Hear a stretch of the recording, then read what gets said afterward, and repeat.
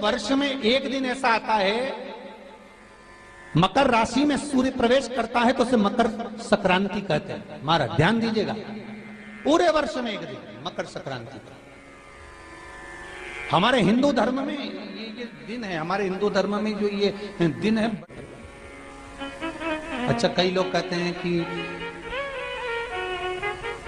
सूर्य के उत्तरायण का क्रम है, ये क्रम है, ये पूजन का क्रम है, तिल्ली के लड्डू का क्रम है, लड्डू बना लो तिल्ली का, इसका क्रम है। पर अगर स्कंद पुराण उठाओ तो स्कंद पुराण में अगर मकर संक्रांति के क्रम को यदि पढ़ोगे तो मालूम पड़ेगा कि पूरे वर्ष में एक दिन ऐसा था जिस दिन भगवान शिव और नारायण ये दोनों, इसलिए आज भी हिंदू धर्म में गुड़ के लड्डू तिल्ली के साथ मिलाते हैं। क्यों? उसका कारण कि शंकर और नारायण ये दोनों एक ही दिन एक ही पल गंगा का स्नान करने के लिए आए, एक ही। फिर भगवान शिव, देखिए कितना कितना हमारे हिंदू धर्म में एक एक तिथि का, एक एक बार का एक एक महत्व है, उसको समझिए।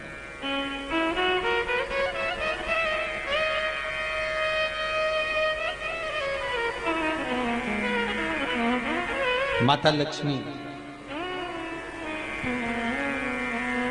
भगवान नारायण और भगवान शिव को स्नान के लिए गुप्त रूप से झांकती है।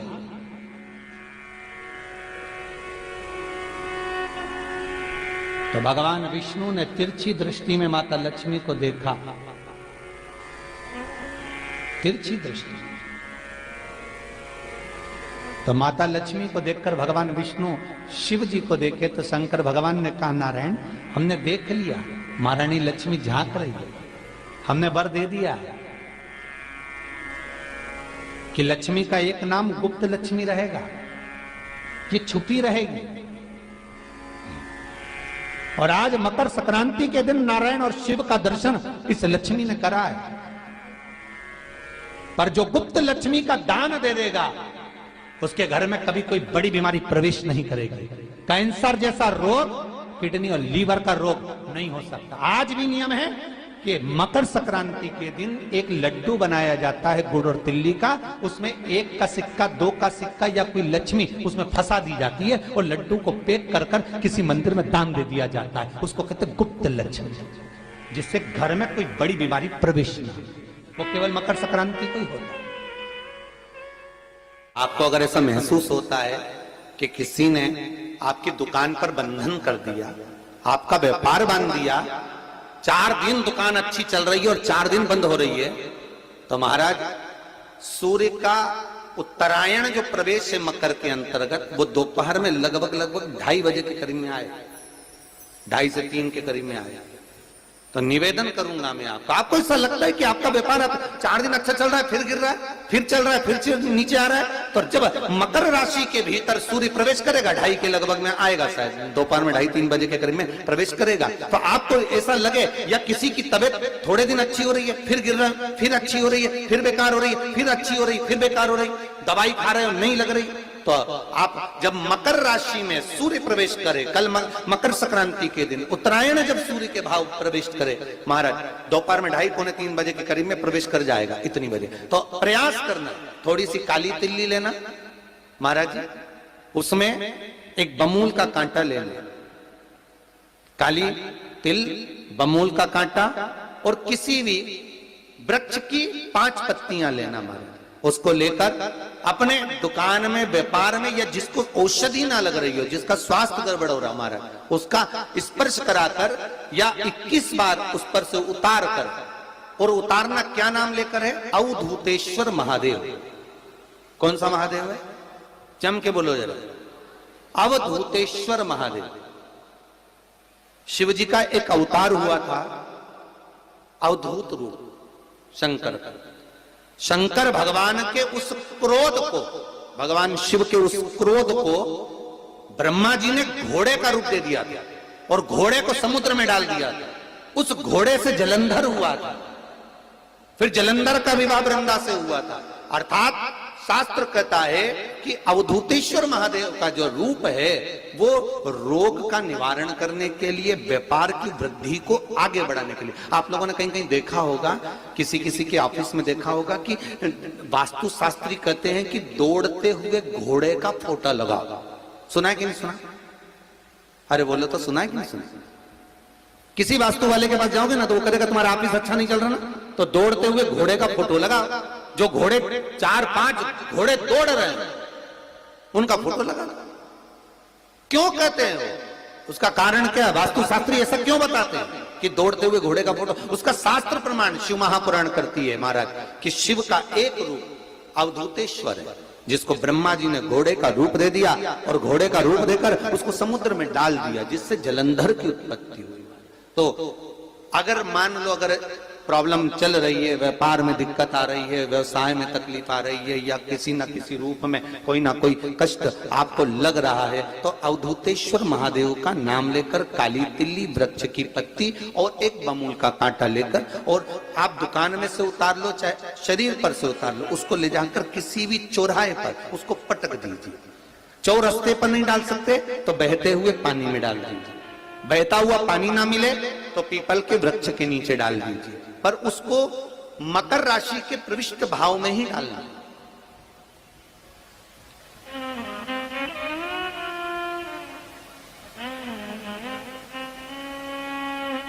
प्रविष्ट भाव। हमारे हिंदू धर्म में जितने भी त्योहार आते हैं ना, ये त्योहार कोई साधारण नहीं होते। हमारे हिंदू धर्म में जितने भी त्योहार हैं, ये कुछ ना कुछ हमें सुख का भान कराते। एक भी त्योहार ऐसा नहीं है हिंदू धर्म का जो कि खाली जाए। बस हम उससे दूर रहते हैं, हमें आता नहीं है। बस एक साधारण भाव में हमने त्योहार मना लिया, पर उसका महत्व हम समझ, उसको जाने कि उसकी महत्वता क्या।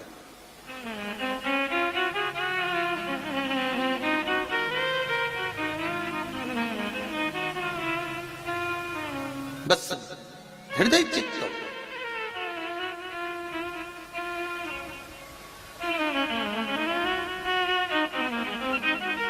कोई किसी व्यक्ति ने मालूम पड़े कोई भूमि पर कब्जा कर लिया और नहीं छोड़ रहे, तो उसके लिए भी कल का दिन बड़ा महत्वपूर्ण है महाराज। उसके लिए भी कल का दिवस बड़ा महत्वपूर्ण है महाराज। मान लो अगर कोई कब्जा कर लिया हो और वो प्लाट या कोई दुकान, कोई व्यापार की स्थान नहीं छोड़ रहा, तो उसके लिए भी कल का दिन शास्त्र कहता है महाराज जी, शमी पत्र की 5 पत्तियां। कितनी पत्तियां लेना है? 5। शमी पत्र की 5 पत्ती, बेल पत्र की 11 पत्ती। मकर राशि में प्रवेश करते समय सूर्य का स्मरण करते हुए सूर्य पे से 7 बार घुमाकर भगवान शिव का नाम मंत्र लेते हुए, जो शिव महापुराण का मूल मंत्र है, श्री, बोलिए जम के, श्री शिवाय नमस्तुभ्यम।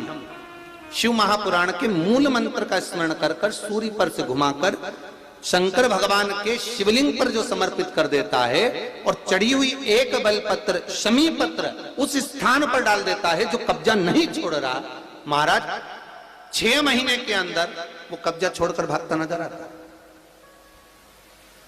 कर्जा अगर थोड़ा भी है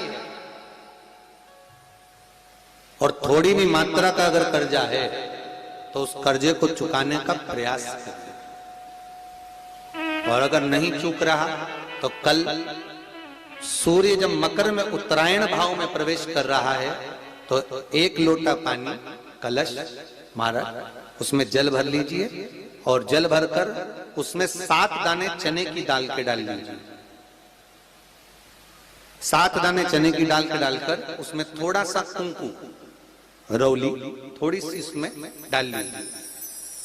3 शमी पत्र, 1 बेल पत्र उस जल के अंदर डाल लीजिए महाराज, और डालकर सूर्य नारायण भगवान को दर्शन करते समय, जल छोड़ते समय उत्तर की ओर, आपके घर से जब उत्तर का जो भाग हो उस ओर जल का भाग थोड़ा सा छोड़े, आखिरी का बचा हुआ जो जल और बेलपत्र और शमी पत्र है एक साथ जब पूणे तो जितना अपने मन में भाव हो कि हमारा इतना कर्जा है बाबा वो चूक जाए, या कोई पैसे नहीं दे रहा है उसका भी स्मरण कर सकते हैं कि हमारा इतना रुपया लेना है, और वो जल शमी पत्र बेलपत्र उसी समय पर नीचे डाल देना, उसका छींटा थोड़ा सा अपने ऊपर लेकर प्रवेश कर दे। महाराज ज्यादा से ज्यादा 5 महीने 6 महीने कहीं ना कहीं बाबा ऐसी कृपा कर देता है, कोई सहयोग, कोई धन, कोई संपदा, कोई व्यापार ऐसा बना देता है कि पैसा हाथ में आता है और कर्जा चूक जाता है। ये बाबा ही। और एक बात का याद रखना, हमें किसी से लेकर नहीं देना कर्जा, भगवान से ये निवेदन करना है हमको कि बाबा हमको ऐसा व्यापार दे, ऐसा धन हमारा खुद का दे जिससे हम अपने पैसे से कर्जा चुका। मालूम पड़े